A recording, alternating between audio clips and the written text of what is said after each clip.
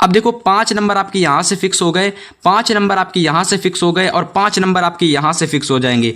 और बोर्ड परीक्षा में इस वीडियो से आपको पूरे के पूरे 15 नंबर मिल जाएंगे जो कि आप इस वीडियो से लेने आए हो। अगर कोई भी स्टूडेंट इस वीडियो को पूरा देखेगा तो 15 नंबर उसके बिल्कुल क्लियर हो जाएंगे। हेलो माय डियर स्टूडेंट, कैसे हैं आप लोग और कैसी चल रही है आपकी बोर्ड एग्जाम की तैयारी। देखिए स्टूडेंट, जैसा कि आप सभी जानते हैं कि एग्जाम बहुत ही ज़्यादा नज़दीक आ चुका है, तो ऐसे में हम आप लोगों के लिए 29 फरवरी को विज्ञान के पेपर में आने वाले 3 ऐसे टॉपिक के बारे में बताने वाले हैं।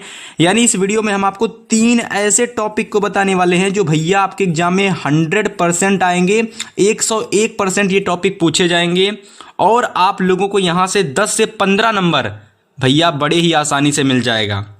ठीक है, तो पूरी वीडियो को बहुत ही अच्छे से देखना। अगर वीडियो पसंद आए तो वीडियो को लाइक कर देना, चैनल पर नए हो सब्सक्राइब कर लेना। देखिए आज का ये हमारा महा मैराथन क्लास होने वाला है। ठीक है, ये महा मैराथन क्लास जो भी स्टूडेंट पूरा देखेगा, ठीक है भाई, मैं गारंटी ले रहा हूं कि भाई उसको 10 से 15-20 नंबर लाने से कोई नहीं रोक सकता। ठीक है, ये टॉपिक भैया 2023 में बहुत ज़्यादा आए थे। और देखिए अगर आपको वाकई में साइंस में 90+ स्कोर करना है तो चैनल के साथ जुड़ जाओ। आपको 29 फरवरी से पहले बहुत ही अच्छी अच्छी वीडियोस मिल जाएंगी जो आपकी तैयारी को 4 गुना बढ़ा देंगी। ठीक है, तो आइए इस वीडियो में देखने वाले हैं 3 ऐसे टॉपिक। कौन से वो हमारे 3 टॉपिक हैं जो सबसे ज़्यादा महत्वपूर्ण है साइंस के लिए। तो देखिए सबसे पहला जो हमारा टॉपिक है जो कि है संतुलित रासायनिक समीकरण। ये केमिस्ट्री का एक बहुत ही ज़्यादा इंपॉर्टेंट और पूछा जाने वाला टॉपिक है जो कि है संतुलित रासायनिक समीकरण। अब देखिए स्टूडेंट, क्या होता है कि जो संतुलित रासायनिक समीकरण होता है, काफ़ी सारे स्टूडेंट इसको पढ़ चुके होंगे और काफ़ी सारे स्टूडेंट नहीं पढ़े होंगे। तो देखो मैं आपको बताऊंगा संतुलित रासायनिक समीकरण नंबर 1 पर, और फिर इसके बाद में मैं आपको क्या होता है जब।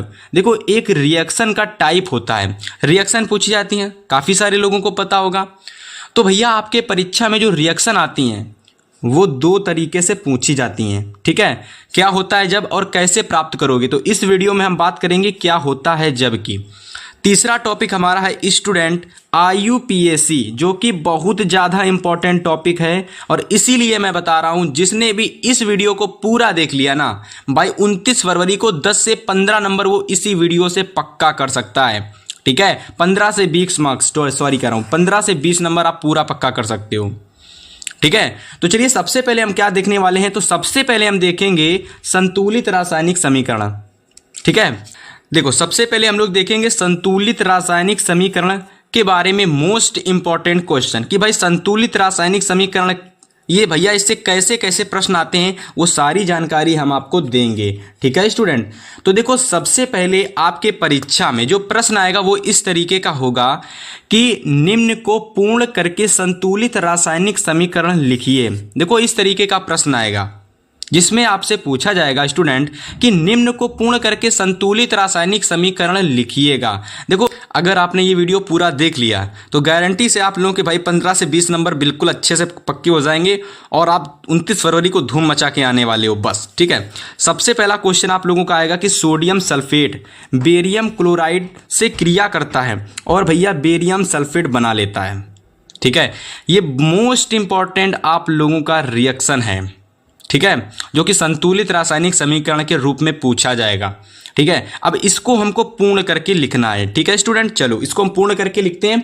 बहुत सारे स्टूडेंट को नहीं पता होता है कि संतुलित रासायनिक समीकरण क्या होता है। बस अगर आपने वीडियो पूरा देख लिया तो भैया आप लोगों को 15 से 20 नंबर लाने में कोई नहीं रोक सकता फिर। ठीक है स्टूडेंट, चलो सबसे पहला क्वेश्चन आप लोगों को हमने बता दिया है क्या है। अब इस क्वेश्चन का आंसर यानी इस क्वेश्चन का आंसर कैसे लिखोगे वो जरा देख लो। यहाँ पर देखो सबसे पहले तो आप लोगों को इस समीकरण को पूर्ण करना है कि भैया सोडियम सल्फेट है, ये बेरियम क्लोराइड से क्रिया करता है, तो सबसे पहले यहाँ पर आपका बेरियम सल्फेट बन जाता है। ठीक है, यानी कि ये बेरियम इस सल्फेट से क्रिया कर लेता है और बना लेता है बेरियम सल्फेट। देखो आपको दिख रहा होगा कि सोडियम रह गया है और क्लोराइड रह गया है और ये दोनों आपस में जुड़ जाएंगे तो क्या बना लेंगे, सोडियम क्लोराइड बना लेंगे। ओके, चलो भाई यहाँ पर हम लोगों का अभी ये पूर्णता समाप्त नहीं हुआ है क्योंकि देखो यहाँ पर हमें संतुलित करना है और समीकरण को पूरा भी करना है। तो हम सबसे पहले समीकरण को पूरा करेंगे तो यहाँ पर हमारा क्या बनेगा, सोडियम क्लोराइड। तो यहाँ हमारा बनेगा सोडियम क्लोराइड। ठीक है, यहाँ हमारा क्या बनेगा, सोडियम क्लोराइड बनेगा। ओके स्टूडेंट, चलो इतना समझ में आ गया सभी लोगों को। अब देखो यहाँ पर हम लोग क्या करने वाले हैं कि इस समीकरण को संतुलित करके लिखने वाले हैं स्टूडेंट, ठीक है। चलो तो सबसे पहले हम लोग सोडियम सल्फेट को लिख देते हैं। तो सोडियम सल्फेट का जो फार्मूला होता है वो क्या होता है?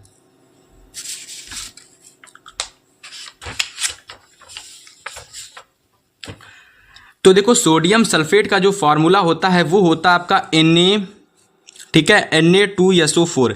ये आपका सोडियम सल्फेट है, ये सोडियम सल्फेट है। अब ये सोडियम सल्फेट बेरियम क्लोराइड से क्रिया करता है। किससे क्रिया करता है? बेरियम क्लोराइड से। और बेरियम क्लोराइड का फॉर्मूला होता है BaCl2। ठीक है स्टूडेंट, इतना समझ में आ गया। अब देखो ये दोनों किस फॉर्म में दे रखे हैं? तो देखो ये दोनों ही आप लोगों के किस फॉर्म में है? एक्वस फॉर्म में है। किसमें? AQ के फॉर्म में, यानी कि ये दोनों ही आपके एक यानी ये दोनों विलयन के फॉर्म में दे रखे हैं। तो विलयन के लिए हम लोग AQ का प्रयोग करते हैं, लिक्विड के लिए L का प्रयोग करते हैं, सॉलिड के लिए S का प्रयोग करते हैं और गैस के लिए G का प्रयोग करते हैं। उसी तरीके से किसी विलयन के लिए हम लोग AQ का प्रयोग करते हैं। ये आप लोगों का A बना है और ये आप लोगों का Q है, ठीक है। चलो तो यहां पर ये दोनों आपस में क्रिया करते हैं और देखो यहां पर हमारा क्या बनेगा। सबसे पहले देखो Na2SO4 है, BaCl2 है। जैसा कि आपको प्रश्न में ही दिख रहा था कि बेरियम क्लोराइड और सोडियम सल्फेट आपस में क्रिया कर रहे थे, बेरियम सल्फेट बन रहा था। तो भाई बेरियम सल्फेट तो हमारा बनेगा Ba के साथ SO4 जुड़ जाएगा, तो बेरियम सल्फेट यानी BaSO4 हमारा यहाँ बन जाएगा। वो सभी लोगों को पता होगा। अब देखो यहाँ पर हमने जब समीकरण को पूरा किया था तो सोडियम क्लोराइड भी बनाया था, तो उसको आप लोग इस समीकरण को संतुलित करते समय नीचे लिख दोगे। तो सोडियम क्लोराइड का फॉर्मूला क्या होता है? NaCl2। तो लिख दोगे NaCl2, ठीक है, NaCl2 ये इसका क्या होता है? फार्मूला होता है। तो स्टूडेंट ये समीकरण अभी हमारी बैलेंस नहीं है। क्यों नहीं बैलेंस है? क्योंकि यहाँ पर Na के आगे 1 लगा हुआ है, यहाँ पर Na 2 है। तो यहाँ पर हम लोग Na पर 1 चढ़ा देंगे, यानी Na पर 2 चढ़ा देंगे। अब इस पर जब हम लोग 2 चढ़ाएंगे भाई, ओ सॉरी, यहाँ पर देख सकते हो ये Na होगा केवल आपका NaCl, ठीक है। तो इस तरीके से आप अपनी रिएक्शन को कंप्लीट कर सकते हो। देखो यहाँ पर हम आपको अच्छे से समझा रहे हैं, ठीक है। हम यहाँ पर कोई उड़ा कर नहीं बता रहे, ताकि आपको एक एक चीज़ समझ में आए। हर एक चीज़ आपको डिटेल से समझाई जाएगी। इसके बाद देखिए सेकंड रिएक्शन हमारी दे रखी है संतुलित रासायनिक समीकरण की। आयरन जो है वो कॉपर सल्फेट से क्रिया करता है और क्या बनाता है हमें नहीं पता। एक चीज दे रखी है कि कॉपर बनता है और दूसरी चीज हमको नहीं दे रखी है। तो चलो सबसे पहले इसको तो हम पूरा करते हैं, कंप्लीट करते हैं कि आयरन जब कॉपर सल्फेट से क्रिया करता है तो क्या क्या बनता है। तो सबसे पहले देखो आयरन जब कॉपर सल्फेट से क्रिया करता है तो कॉपर बन जाता है, उसमें दे दिया गया है। लेकिन इसके बाद और क्या बनता है? तो देखो आयरन जब हमारा कॉपर सल्फेट से क्रिया करता है तो सबसे पहले आपका आयरन सल्फेट बनता है। तो यहां पर हम लिख देते हैं आयरन सल्फेट। सबसे पहला जो आपका बनता है प्रोडक्ट वो होता है आयरन सल्फेट, और सेकंड प्रोडक्ट जो बनता है वो हमारा कॉपर होता है। अब देखो स्टूडेंट यहाँ पर आपको इस समीकरण को संतुलित करके इसके रासायनिक फॉर्म में लिखना होगा, जी इस फॉर्म में आपको लिखना पड़ेगा, ठीक है। चलो इसको हम यहाँ पर लिखते हैं, आप देख सकते हो। चलो भाई, तो सबसे पहले आपको कंप्लीट करने के लिए यहाँ पर आयरन का जो फॉर्मूला होता है क्या होता है? Fe होता है, तो इसको हम लिख लेते हैं, Fe होता है। और इसके बाद में देखो कॉपर सल्फेट का क्या होता है? तो कॉपर सल्फेट का होता है CaSO4, ठीक है। कॉपर क्या होता है? Cu होता है, तो Cu लिखेंगे, तो CuSO4। तो ये होता है कॉपर सल्फेट का फॉर्मूला, ठीक है। अब देखो ये दोनों ही आपके किस फॉर्म में हैं? ये दोनों ही आपके एक्वस फॉर्म में दे रखे हैं। किस फॉर्म में? एक्वस फॉर्म में दे रखे हैं। तो इन दोनों के ऊपर हम एक्वस लगा देंगे, यानी विलयन दे रखा है दोनों का। सबसे पहले आपको यह देखना है कि आयरन जो होता है जब कॉपर सल्फेट से क्रिया करता है तो क्या बनता है? तो आयरन जब कॉपर सल्फेट से क्रिया करता है तो आयरन सल्फेट बनता है। तो सबसे पहले हम यहाँ क्या बनाएंगे? आयरन सल्फेट बनाएंगे। तो Fe क्या होता है? CO4 के साथ SO4 के साथ जुड़ जाएगा और बना लेगा FeSO4। अब देखो इसका जो हमें विलयन प्राप्त होगा, क्या प्राप्त होगा? विलयन प्राप्त होगा, यानी एक्वस फॉर्म में हमें प्राप्त होगा। सेकेंड चीज हमको पता है भैया, दे ही रखा था कॉपर बनता है, तो हम प्लस में Cu लिख देंगे। और कॉपर जो है ना ये हमको सॉलिड फॉर्म में यानी ठोस फॉर्म में मिलेगा। इस तरीके से सेकंड वाली भी संतुलित रासायनिक समीकरण हमारी कंप्लीट हो चुकी है। ये वीडियो महामैराथन होने वाली है, तो आप लोग जहां पर भी बैठ के देख रहे हो कॉपी पेन लेकर बैठ कर देखना, ताकि आपको समझ में आए और तुरंत आप नोट करते चलें, ठीक है। तीसरी जो हमारी रिएक्शन है बहुत ज़्यादा इंपॉर्टेंट है। 2023 के कम से कम 4 सेट में पूछा गया था ये वाला प्रश्न, जो कि है प्लास्टर ऑफ पेरिस। ये देखिए प्लास्टर ऑफ पेरिस से कोई ना कोई प्रश्न आता है और बहुत ज़्यादा पूछा जाता है। तो देखिए प्लास्टर ऑफ पेरिस किससे क्रिया करता है, ठीक है, किस चीज़ से क्रिया करता है, किस तत्व से क्रिया करता है और जिप्सम बना लेता है। बहुत ज़्यादा इंपॉर्टेंट क्वेश्चन है। तो देखो यहाँ पर हम लोग लिखेंगे जो प्लास्टर ऑफ पेरिस होता है ये जिप्सम कब बनाता है, जब ये जल से क्रिया करता है। तो आप यहाँ पर लिखोगे कि प्लास्टर ऑफ पेरिस क्रिस्टलन के जल से क्रिया करता है। किससे? क्रिस्टलन, ठीक है, इस तरीके से लिखो क्रिस्टलन के जल। अब देखिए क्रिस्टलन के जल क्या होता है, तो क्रिस्टलन का जल का मतलब होता है निश्चित मात्रा में जल के अणु, ठीक है, निश्चित मात्रा में जल के अणुओं को ही क्रिस्टलन का जल कहते हैं। अब देखो इसको हम कंप्लीट करते हैं भाई। देखो सबसे पहले इसको कंप्लीट करेंगे। तो देखो सबसे पहले प्लास्टर ऑफ पेरिस का अगर आपको फॉर्मूला नहीं पता है तो अच्छे से जान लो, बहुत ज़्यादा पूछा जाता है एग्जाम में, सीधा का सीधा फार्मूला। प्लास्टर ऑफ पेरिस का फॉर्मूला होता है CaSO4.12H2O। क्या होता है? CaSO4, ठीक है, डॉट हाफ H2O। तो ये होता है प्लास्टर ऑफ पेरिस यानी POP का फॉर्मूला, ठीक है, समझ में आ गया। अब चलो, अब हम लोग लगाते हैं प्लस का निशान और किससे क्रिया कराते हैं? निश्चित जल के अणुओं से इसकी क्रिया कराते हैं। निश्चित जल के अणु कितने हैं इसमें भाई? क्रिस्टलन के निश्चित जल इसमें हैं आप लोगों के, हम जब लेंगे 3/2 लेंगे, ठीक है, यानी कि इस तरीके से लेंगे 3/2 जब लेंगे जल के अणुओं को, और इन दोनों को मतलब इसकी क्रिया जब प्लास्टर ऑफ पेरिस से करा देंगे, तुरंत हमारा जिप्सम बन जाएगा, तुरंत, ठीक है। क्या बनता है? हमारा जिप्सम बनता है CaSO4.2H2O। अब ये जो जिप्सम होता है, अगर आपको नहीं पता मैं आपको बता दूं, जिप्सम जो होता है जब हड्डियां टूट जाती हैं व्यक्ति की, पूरी तरीके से हड्डियां जब टूट जाती हैं तो वहाँ पर आपका जिप्सम काम आता है, ठीक है। हड्डियां टूट जाती हैं, फिर हम लोग जिप्सम से हड्डियों को सही करते हैं, यानी कि प्लास्टर के रूप में इसको सही करते हैं, ठीक है, चढ़ा करके। तो CaSO4.2H2O को क्या करेंगे हम लोग? सॉलिड फॉर्म में लिख देंगे, ठीक है, समझ में आ गया। चलिए, तो इस तरीके से चौथी वाली जो रिएक्शन है कंप्लीट हो चुकी है। अब हम पांचवी वाली देखने वाले हैं, जो कि हमारी है बहुत ज़्यादा इंपॉर्टेंट क्वेश्चन है। वीडियो को भाई लाइक कर देना, चैनल पर नया हो सब्सक्राइब कर लेना। देखो ई नंबर है कि बेरियम क्लोराइड जब सल्फ्यूरिक अम्ल से क्रिया करता है तो क्या बनाता है। बहुत ज़्यादा रिपीट प्रश्न है ये, ठीक है। देखो अगर आप 2023 का कोई सेट उठाकर देखोगे ये प्रश्न मिलेगा, 22 का उठा के देखोगे तो तुरंत मिलेगा प्रश्न ये आपको। चलो अगला देखो, ई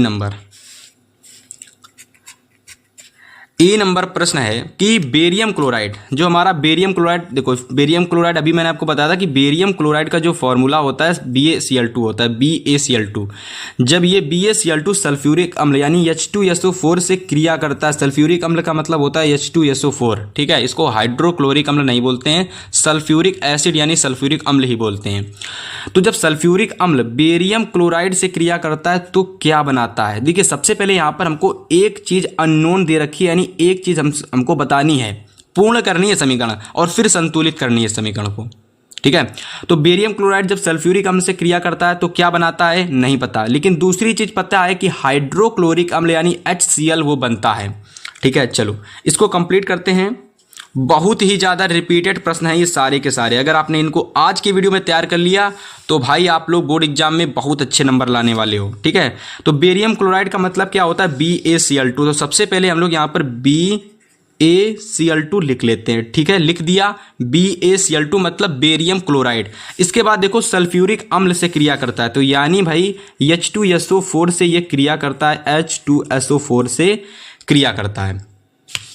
अब देखो क्या बनता है। अब आप ये कहेंगे सर आपने यहाँ पर, भैया आपने यहाँ पर इसके फॉर्म नहीं लिखा। तो देखो BaCl2 हमारा ये एक्वस फॉर्म में है और H2SO4 ये भी हमारा विलयन के फॉर्म में है। दोनों ये आपस में विलयन के फॉर्म में है और आपस में क्रिया करते हैं। और देखो Ba जो होता है ये SO4 के साथ क्रिया कर लेता है। क्या बना लेता है? BaSO4 बना लेता है, ठीक है। चलो BaSO4 बना लेता है, BaSO4 बना लेता है प्लस।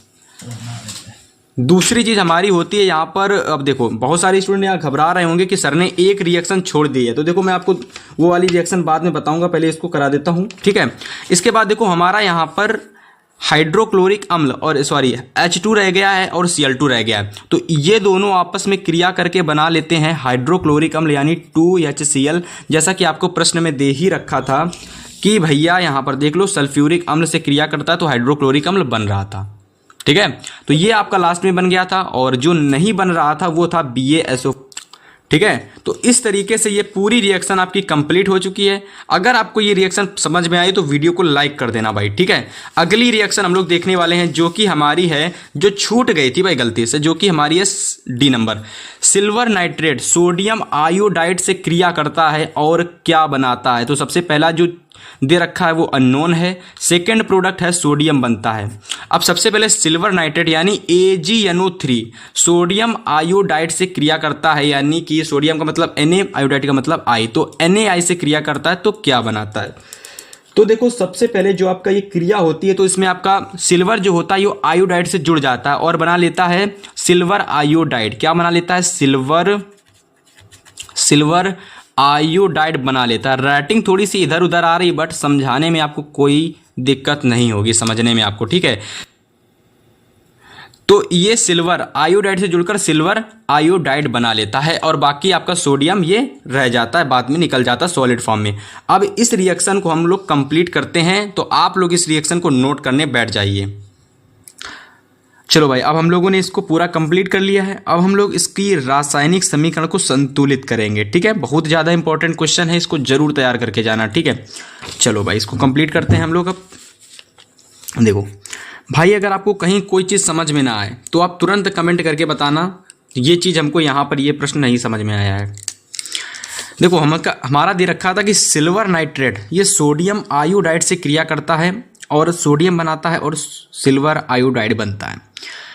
तो सिल्वर नाइट्रेट जब सोडियम आयोडाइड से क्रिया करता है तो सिल्वर आयोडाइड बनता है। तो सबसे पहले इसको हम लोग जब बनाएंगे तो ऐसे देखिए, यहाँ सिल्वर नाइट्रेट की सोडियम आयोडाइड से क्रिया हो रही है, यानी कि भाई यहाँ पर सिल्वर आयोडाइड मतलब क्या होता है कि सिल्वर का मतलब होता है Ag, है ना, सिल्वर का मतलब होता है Ag। सिल्वर नाइट्रेट है, सिल्वर नाइट्रेट का सूत्र बन जाता है AgNO3। ये आपका क्या है, तो भाई ये है सिल्वर नाइट्रेट का फॉर्मूला। अब ये सिल्वर नाइट्रेट आपका एक्वस फॉर्म में दे रखा है। किस फॉर्म में, एक्वस फॉर्म में दे रखा है। इतना समझ में आ गया। इसके बाद में देखो आप लोग, ये सोडियम आयोडाइड से क्रिया करता है, यानी स्टूडेंट ये सोडियम आयोडाइड का मतलब होता है NaI से क्रिया करता है। किससे क्रिया करता है, NaI से क्रिया करता है। ठीक है, अब देखो ये जो हमारा NaI दे रखा है ये किस फॉर्म में दे रखा है, ये सोडियम आयोडाइड जो हमारा है ये हमारा एक्वस फॉर्म में दे रखा है, यानी ये भी हमारा विलयन है एक। ठीक है, ये भी हमारा एक विलयन है। समझ में आ गया। चलो अब देखो हम लोग इसको क्या करते हैं, पूरी तरीके से बनाते हैं इस समीकरण को। सबसे पहले देखो यहाँ पर आप लोगों का क्या बन रहा था, यहाँ पर हम लोगों का सोडियम बन रहा था और सोडियम क्लोराइड बन रहा था। ठीक है, तो सबसे पहले सोडियम क्लोराइड बना देते हैं। तो सोडियम क्लोराइड यानी ये Na इस सॉरी एक मिनट, देखो सोडियम आयोडाइड बनेगा, सॉरी सोडियम क्लोराइड नहीं सोडियम आयोडाइड बनेगा। तो ये जो सोडियम है, ठीक है, ये सोडियम इस NaNO3 के साथ जुड़ जाएगा, यानी NO3 तो क्या बना लेगा, सोडियम नाइट्रेट बना लेगा। ठीक है, और ये AgI के साथ जुड़ जाएगा तो सिल्वर आयोडाइड बना लेगा। तो हम लोग ऐसे लिखेंगे AgI प्लस NaNO3 NaNO3। इतना समझ में आ गया आप लोगों को। ठीक है, अब हम लोग यहाँ पर इसकी वो लिख देंगे कि किस फॉर्म में पाया जाएगा। तो AgI हमारा एक्वस फॉर्म में यानी विलयन के फॉर्म में मिलेगा और NaNO3 भी हमारा विलयन फॉर्म में मिलेगा। इतना समझ में आ गया। तो भैया इस तरीके से आपको संतुलित रासायनिक समीकरण करना है। ठीक है, समझ में आ गया। अब देखो हमारा अगला जो लास्ट है संतुलित रासायनिक समीकरण, वो है हमारा हाइड्रोजन क्लोरीन से क्रिया करता है और क्या बनाता है। तो समझो यहाँ पर आप लोग अच्छे से पहले समझ लो, हर एक चीज़ आपको समझा दी जाएगी। एग्जाम से पहले आप बोर्ड एग्जाम में 90+ लेकर आओगे। ठीक है, साइंस में 90+ आपको लाना है 2024 बोर्ड में।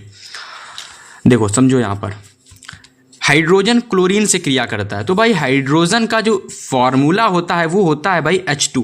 क्या फार्मूला होता है, H2 फार्मूला होता है। ठीक है, अब इस हाइड्रोजन गैस की क्रिया हम लोग किससे करा रहे हैं, क्लोरीन गैस से करा रहे हैं। किससे करा रहे हैं? क्लोरीन गैस से, यानी Cl2 गैस से करा रहे हैं। तो यहाँ हमारी जो Cl2 गैस है ये गैस के फॉर्म में है और H2 भी हमारी गैस के फॉर्म में है। ठीक है, ये दोनों गैस के फॉर्म में है,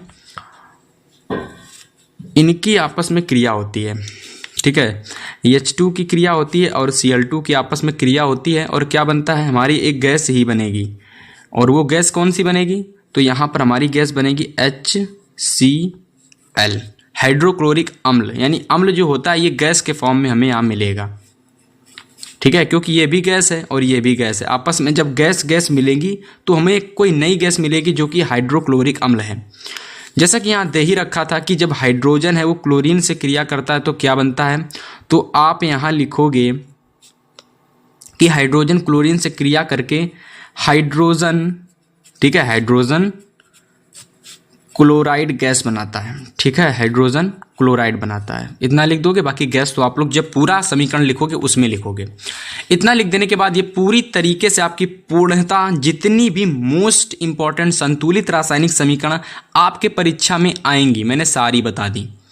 अब आप लोगों को स्टूडेंट्स यहाँ से 5 नंबर आपका फिक्स हो चुका है। 2024 बोर्ड परीक्षा में एक क्वेश्चन आपको 101% ऐसा जरूर देखने को मिलेगा। और जिस स्टूडेंट ने संतुलित रासायनिक समीकरण को अच्छे से इसमें समझा है, आने वाली जितनी भी रासायनिक समीकरण है वो सब की सब बना लेगा। ठीक है, तो चलो अब हम लोग देखने वाले हैं जो कि हमारा अगला टॉपिक है।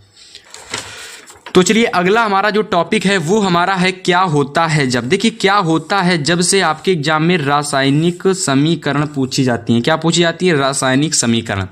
देखिए क्या होता है जब में क्या होता है, अभी सारी चीज़ आपको पता चल जाएगी, लेकिन आपको इतना पता चला कि संतुलित रासायनिक समीकरण कैसे सॉल्व करते हैं। अगर आपको वाकई में पता चल गया है तो आप कमेंट करेंगे हाँ हमें संतुलित रासायनिक समीकरण करना आ गई है। ठीक है, और फिर हम आपको बताने वाले हैं क्या होता है जब। देखो क्या होता है जब के जो प्रश्न है बहुत ज़्यादा इंपॉर्टेंट है। 2024 में 101% ये प्रश्न जरूर आएंगे। चलो देखते हैं अब हम। चलिए डियर स्टूडेंट, तो देखिए सबसे पहला यहाँ पर देखिए आप लोग दूसरा जो टॉपिक था हमारा क्या होता है जब। अब देखो इस टॉपिक से, ये जो आपका टॉपिक है ना, ये वाला टॉपिक, इस टॉपिक से भाई 5 मार्क्स एकदम फिक्स है। ठीक है, कोई नहीं रोक सकता आपको 5 मार्क्स लाने से, दुनिया की कोई ताकत 5 नंबर लाने से आपको नहीं रोक सकती। तो सबसे पहला क्वेश्चन आप लोगों का यहां पर है क्या होता है जब का, कि सोडियम बाइकार्बोनेट या बेकिंग सोडा को गर्म किया जाता है तो क्या होता है। यानी सोडियम बाइकार्बोनेट का मतलब होता है कि सोडियम हाइड्रोजन कार्बोनेट। ठीक है, सोडियम हाइड्रोजन कार्बोनेट या बेकिंग सोडा को जब हम गर्म करते हैं तो क्या क्या बनता है। बहुत ज़्यादा रिपीटेड क्वेश्चन है, जरूर 2024 के एक ना एक सेट में ये प्रश्न रखा हुआ है। और देखिए आपके परीक्षा में जो आपका 29 फरवरी को विज्ञान का पेपर होने वाला है उसमें ये पेपर 100% रखा हुआ है। जरूर तैयार करके जाना, क्योंकि अगर आप नहीं तैयार करोगे फिर बाद में दूसरे स्टूडेंट तैयार करके जाएंगे और फिर आप कहोगे काश मैं ये प्रश्न तैयार कर लेता। ठीक है, चलो अब हम लोग यहां पर देखने वाले हैं।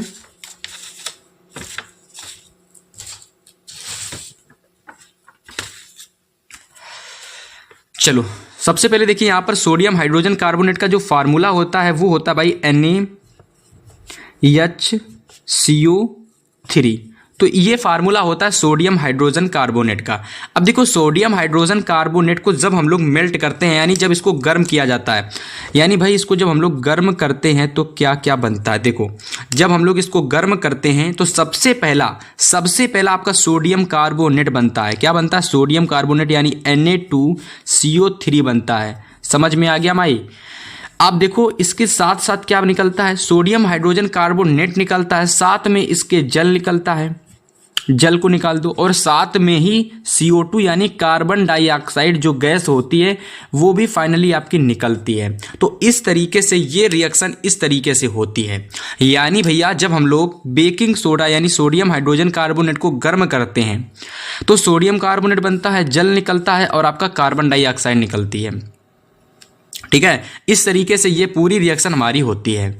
अगर आप लोगों को ये रिएक्शन समझ में आई है ना तो एक बार वीडियो को लाइक कर दीजिएगा, बहुत ज़्यादा इंपॉर्टेंट रिएक्शन है ये।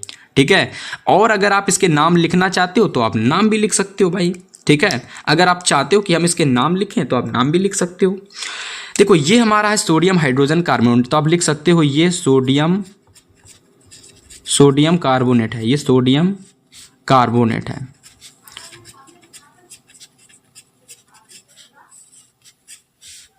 ये हमारा सोडियम कार्बोनेट है, ठीक है।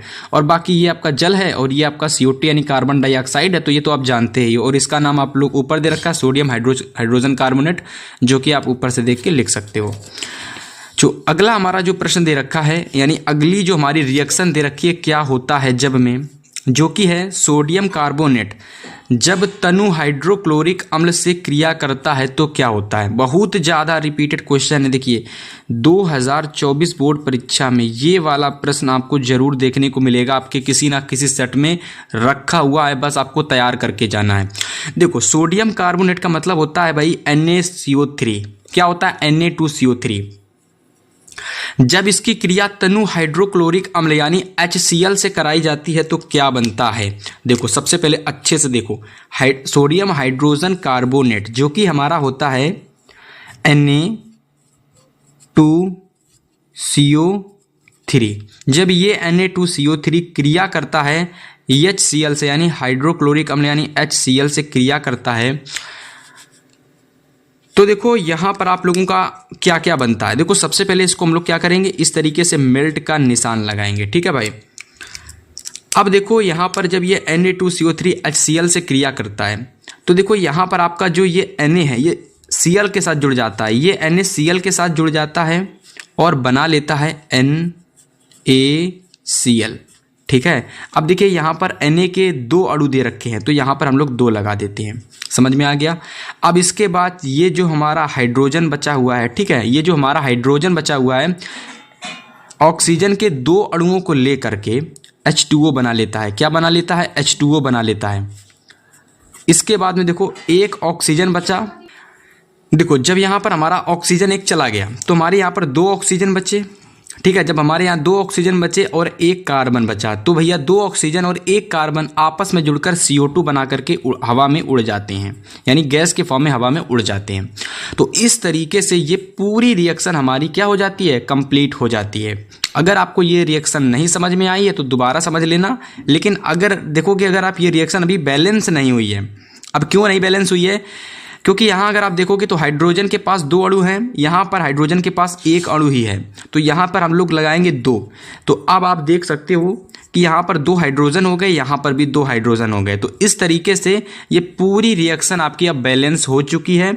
अब यहाँ से अगर इस तरीके से करके आओगे तो आपको बोर्ड एग्जाम में 2 नंबर या जितने नंबर की रिएक्शन आएगी पूरे नंबर आपको मिल जाएंगे, ठीक है। बोर्ड एग्जाम की दृष्टि से बहुत ज़्यादा इंपॉर्टेंट ये क्वेश्चन है, जरूर तैयार कर लेना। अगला क्वेश्चन देखिए बहुत ज़्यादा रिपीट होता है, वेरी वेरी इंपॉर्टेंट क्वेश्चन है, 2024 में जरूर आपको देखने को मिलेगा 101% गारंटी के साथ। क्वेश्चन आप लोगों का है कि ब्लीचिंग पाउडर की अभिक्रिया तनु सल्फ्यूरिक अम्ल से होती है। देखो ब्लीचिंग पाउडर का मतलब हमारा क्या होता है, CaOCl2। ब्लीचिंग पाउडर हमारा होता है CaOCl2। ये CaOCl2 यानी ब्लीचिंग पाउडर जब आप लोगों का क्रिया करता है किसके साथ में, सल्फ्यूरिक एसिड यानी सल्फ्यूरिक अम्ल के साथ से क्रिया करता है। यानी सल्फ्यूरिक अम्ल का मतलब होता है H2SO4। तो जब ये H2SO4 के साथ क्रिया करता है तो क्या बनाता है। देखो सबसे पहले तो इसको हम लोग गर्म करेंगे भाई, सबसे पहले इसको गर्म करेंगे। चलो कर लिया गर्म। तो ये जो CaOCl2 यानी ये ब्लीचिंग पाउडर है, इसमें इस ब्लीचिंग पाउडर में कैल्शियम आपका दे रखा है, तो ये कैल्शियम SO4 के साथ जुड़ जाता है और बना लेता है CaSO4। ये CaSO4 बना लेता है। अब जब देखो CaSO4 निकल जाता है तो इसके साथ साथ आप लोगों का यहाँ पर Cl2 रहता है, और Cl2 के साथ में और क्या रहता है भाई, Cl2 के साथ में H2O निकल जाता है, ठीक है। तो Cl2 को निकाल देते हैं हम लोग बाहर इस तरीके से, जो कि गैस के फॉर्म में हवा में उड़ जाता है, ठीक है। Cl2 निकलती है और Cl2 के साथ में आपका जल भी निकलता है H2O, ठीक है। तो इस तरीके से ये रिएक्शन अब यहाँ से आपकी पूरी तरीके से बैलेंस हो चुकी है। यानी भैया ब्लीचिंग पाउडर को जब हम लोग तनु सल्फ्यूरिक अम्ल यानी तनु सल्फ्यूरिक अम्ल के साथ गर्म करते हैं तो देखो आपका CaSO4 यानी कैल्शियम सल्फेट बनता है, क्लोरीन गैस निकलती है, जल निकलता है, ठीक है। 3 चीज़ें आपकी निकलती हैं। जब हम लोग ब्लीचिंग पाउडर को तनु सल्फ्यूरिक अम्ल के साथ क्रिया कराते हैं तो यहाँ पर हमारा देखिए ये बनता है जो कि हमारा कैल्शियम सल्फेट है। ये निकलती है गैस जो कि हमारी क्लोरीन है। तीसरे नंबर पर हमारा जल निकलता है। तो इस तरीके से यहाँ तक आपको अगर समझ में आया है तो चलो फिर अगला हम लोग मोस्ट इंपॉर्टेंट रिएक्शन देखेंगे जो कि अगली रिएक्शन है। और अगर जिसने भी इस वीडियो को पूरा देख लिया 15 से 20 नंबर आप इस वीडियो से प्राप्त कर सकते हो। देखिए अगली हमारी मोस्ट इंपॉर्टेंट रिएक्शन दे रखी है जो कि बहुत ही ज़्यादा इंपॉर्टेंट है और बोर्ड परीक्षा में ये 100% आने वाली है। मेथेन का ओजोन के साथ ऑक्सीकरण होता है, यानी जो मेथेन है इसका ओजोन के साथ में ऑक्सीकरण होता है। ये प्रश्न बहुत ज़्यादा रिपीटेड है। देखो सबसे पहले यहाँ पर आप लोग समझिए, मेथेन का जो फार्मूला होता है वो होता है CH4, यानी मेथेन को हम लोग CH4 यानी भैया इसको मेथेन कहते हैं। और ओजोन जो होता है, ओजोन का मतलब होता है कि ऑक्सीजन के 3 अणु, ऑक्सीजन के 3 अणु होने चाहिए, तो इसको हम लोग कहते हैं ओजोन। ठीक है, इसको हम लोग बोलते हैं ओजोन। तो जब हम लोग मेथेन का ओजोन के साथ में ऑक्सीकरण कराते हैं, यानी इसका हम लोग ऑक्सीडेशन कराते हैं, यानी ऑक्सीकरण कराते हैं, ठीक है, यानी इसमें ऑक्सीजन की वृद्धि होगी। तो ऑक्सीकरण कराते हैं तो क्या क्या बनता है, देखो सबसे पहला आपका बनता है फॉर्मेल्डिहाइड जो कि होता है HCHO। सबसे पहले फॉर्मेल्डिहाइड यानी HCHO बनता है। इसके बाद में जल निकलता है। फिर इसके बाद में ऑक्सीजन के 2 अणु भी निकलते हैं। क्या निकलते हैं, ऑक्सीजन के 2 अणु जो कि गैस के फॉर्म में होते हैं, तो हवा के माध्यम से ऊपर उड़ जाता है ये। अब देखो इतनी रिएक्शन अगर आपको समझ में आ गई कि मेथेन जो कि हमारी ये दे रखी है ओजोन, तो मैं यहाँ लिख देता हूँ ये आपका ओजोन है। ये क्या है, ओजोन, ये ओजोन है। तो मेथेन का जब ओजोन के साथ में ऑक्सीकरण हो रहा है, क्या हो रहा है, ऑक्सीकरण, तो देखो यहाँ पर HCHO जो कि हमारा क्या है, फॉर्मेल्डिहाइड है। ये क्या है, फॉर्मेल्डिहाइड, ये हमारा फॉर्मेल्डिहाइड है, बनता है।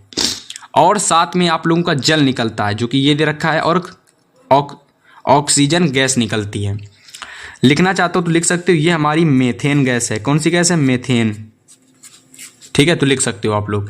इस तरीके से स्टूडेंट ये पूरी रिएक्शन कंप्लीट हो गई। 100% 101% कहें, ये प्रश्न जरूर आपको एग्जाम में देखने को मिलेगा, जरूर तैयार कर लेना। अगला देखिए रिएक्शन है, बहुत ही इंपॉर्टेंट रिएक्शन है सारी की सारी।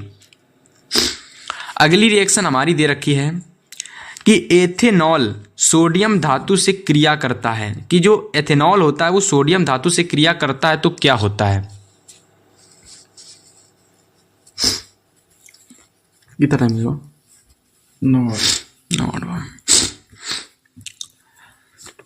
देखिए एथेनॉल जो होता है वो सोडियम धातु से क्रिया करता है, तो क्या होता है। बहुत ज़्यादा रिपीटेड क्वेश्चन है। अब सबसे पहले देखिए एथेनॉल क्या होता है, सोडियम धातु से क्रिया होती है तो क्या होता है, सारी चीज़ें आपको बताएंगे। सबसे पहले देखो एथेनॉल का फार्मूला आप लोगों का होता है C2H5OH, ये एथेनॉल का फार्मूला होता है। ठीक है, समझ में आ गया।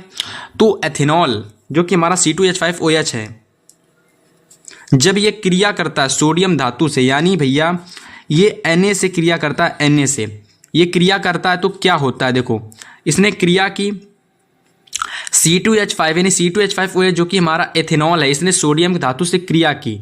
तो देखो सबसे पहले ये Na C2H5O के साथ जुड़ जाता है, तो बना लेता है C2H5ONA बना लेता है। ठीक है, और साथ में प्लस लगाएंगे। और देखिए अगर आप देख पा रहे होगे तो हाइड्रोजन जो कि हमारा एक H है, ठीक है, जो कि हमारा एक H है, ये हमारा बच गया है, जो कि हाइड्रोजन गैस के फॉर्म में बाहर निकल जाता है। अब चूंकि हाइड्रोजन गैस सिंगल तो जाएगी नहीं, तो ये 2 हाइड्रोजन के अणुओं को बाहर निकलती है, यानी इस तरीके से ये बाहर निकल जाती है। समझ में आ गया। लेकिन अगर आप देखोगे तो यहाँ पर आपके 2 हाइड्रोजन है, यहाँ पर हमारा केवल 1 हाइड्रोजन है, तो इसलिए यहाँ पर हम 2 लगा देते हैं। अब जैसे ही यहाँ पर हम 2 लगाते हैं तो C2H5O के 2 अणु बन जाते हैं, और यहाँ पर 1 ही अणु है, इसलिए यहाँ पर भी हम 2 लगा देते हैं। अगर अब आप देखोगे तो हाइड्रोजन सोडियम आपके 2 हो चुके हैं, तो यहाँ पर भी हम 2 लगा देते हैं। अब इस पूरी तरीके से आप देखोगे तो पूरी रिएक्शन अब आपकी बैलेंस हो चुकी है। हाइड्रोजन भी आपके 2 हैं, C2H5O भी आपका 2 है, सोडियम भी आपके 2 हैं। ठीक है, तो इस तरीके से अब ये पूरी रिएक्शन आपकी बैलेंस हो चुकी है। अगर आप नाम लिखना चाहते हो तो लिख सकते हो कि इसको हम लोग बोलते हैं सोडियम एथॉक्साइड। ठीक है, इसको हम लोग बोलते हैं सोडियम एथॉक्साइड, एथॉक्साइड, इसको बोलते हैं सोडियम एथॉक्साइड, इसको बोलते हैं हम लोग एथेनॉल, जो कि आपको पता है। और इसको तो हमको जानते हो आप सभी लोग कि ये हमारी हाइड्रोजन गैस है। समझ में आ गया सभी लोगों को? चलिए भाई, अब हम लोग देखने वाले हैं लास्ट मोस्ट इंपॉर्टेंट रिएक्शन, जो कि हमारी ये है कि एसिटिक अम्ल जब क्लोरीन से अभिक्रिया करता है तो क्या होता है। देखो बहुत ज़्यादा इंपॉर्टेंट है, एसिटिक अम्ल जब क्लोरीन से अभिक्रिया करता है तो क्या होता है। देखो स्टूडेंट, सबसे पहले आपको यहाँ ये समझना पड़ेगा कि एसिटिक अम्ल क्या है। ठीक है, कि एसिटिक अम्ल की रिएक्शन यानी एसिटिक अम्ल जो कि हमारी है वो क्या है, बहुत ज़्यादा रिपीटेड है। देखो समझो, यहाँ पर एसिटिक अम्ल जो कि हमारी होती है CH3COOH। ठीक है, ये हमारी एसिटिक अम्ल है। तो एसिटिक अम्ल जब क्लोरीन गैस यानी Cl2 से क्रिया करती है तो क्या होता है, बहुत ज़्यादा रिपीटेड प्रश्न है ये। ठीक है, मैं चाहूँ तो इस क्वेश्चन को आप लोगों को होमवर्क के लिए भी दे सकता हूँ। ठीक है, देखो यहाँ पर आप लोगों का सबसे पहले क्या बनेगा, सबसे पहले आप देखिए एक हाइड्रोजन को एक Cl के साथ निकालकर HCl निकाल दो, HCl निकाल दो। ठीक है, प्लस लगा दो। इसके बाद में देखो एक Cl बचा, एक तो Cl यहाँ आ गया, एक Cl बचेगा कि नहीं बचेगा, बिल्कुल बचेगा। अब एक Cl को आप लोग CH3COOCl के साथ जोड़ दो। इस तरीके से पूरी रिएक्शन आपकी बैलेंस हो जाएगी। अगर आप लिखना चाहते तो यहाँ पर लिख सकते हो। तो इस तरीके से ये पूरी रिएक्शन आपकी यहाँ तक बैलेंस हो जाएगी। यानी भैया जब हम लोग एसिटिक अम्ल को क्लोरीन गैस से क्रिया कराते हैं तो हाइड्रोक्लोरिक अम्ल बनता है और आप लोगों का CH3COOCl बनता है, जो कि हमारा क्या होता है, क्लोरो एसीटेट होता है। क्या होता है, क्लोरो एसीटेट। ठीक है, समझ में आ गया। इस तरीके से देखिए स्टूडेंट, इस वीडियो में हमने आप लोगों को सेकंड मोस्ट इंपॉर्टेंट टॉपिक जो कि हमारा है क्या होता है जब पूरा कंप्लीट करा दिया। अब देखो 5 नंबर आपके यहाँ से फिक्स हो गए, 5 नंबर आपके यहाँ से फिक्स हो गए और 5 नंबर आपके यहाँ से फिक्स हो जाएंगे। और बोर्ड परीक्षा में इस वीडियो से आपको पूरे के पूरे 15 नंबर मिल जाएंगे, जो कि आप इस वीडियो से लेने आए हो। अगर कोई भी स्टूडेंट इस वीडियो को पूरा देखेगा तो 15 नंबर उसके बिल्कुल क्लियर हो जाएंगे। तो चलिए फिर हम लोग देखने वाले हैं अगला जो हमारा टॉपिक है, जो कि हमारा IUPAC नामांकन। अब देखो स्टूडेंट, तो देखिए स्टूडेंट, हम आपको चाहते तो हैं कि IUPAC इसी वीडियो में बता दें, लेकिन स्टूडेंट आपको मैं एक बात बता देता हूं, IUPAC मैं देखिए आपके लिए लेकर के आया हूं। लेकिन देखिए स्टूडेंट, अगर मैं IUPAC भी आपको बताऊंगा तो बहुत ही वीडियो लंबी हो जाएगी और हो सकता हो आप इस वीडियो को पूरा ना देखें। तो आप वीडियो को पूरा नहीं देखेंगे फिर वीडियो बनाए कोई फायदा नहीं होगा। इसलिए अगली वीडियो में देखिए, नेक्स्ट वीडियो में हम आप लोगों को केवल और केवल IUPAC पढ़ाएंगे और उस वीडियो में आपको वो IUPAC कराए जाएंगे जो बोर्ड परीक्षा 2024 की दृष्टि से सबसे ज्यादा इंपॉर्टेंट है। अगर आपने IUPAC की वो वीडियो देख ली जो मैं आपको बनाने वाला हूं, आ जाएगी कल तक, तो आप मान के चलिए IUPAC में आपको फिर भाई एक भी प्रश्न आप नहीं छोड़कर आने वाले, सारे प्रश्न आप करके आओगे। तो आज की इस वीडियो को हम इतना ही रखते हैं। इस वीडियो में हमने आपको 2 टॉपिक बताए और गारंटी दे रहा हूं इस 2 टॉपिक को पढ़ के आप बोर्ड एग्जाम में अपने 15 नंबर बिल्कुल क्लियर कर सकते हो, बिल्कुल पक्का कर सकते हो। ठीक है, तो चलिए इस वीडियो को हम यहीं समाप्त करेंगे। मिलेंगे आपसे नेक्स्ट वीडियो में, तब तक के लिए goodbye and good luck.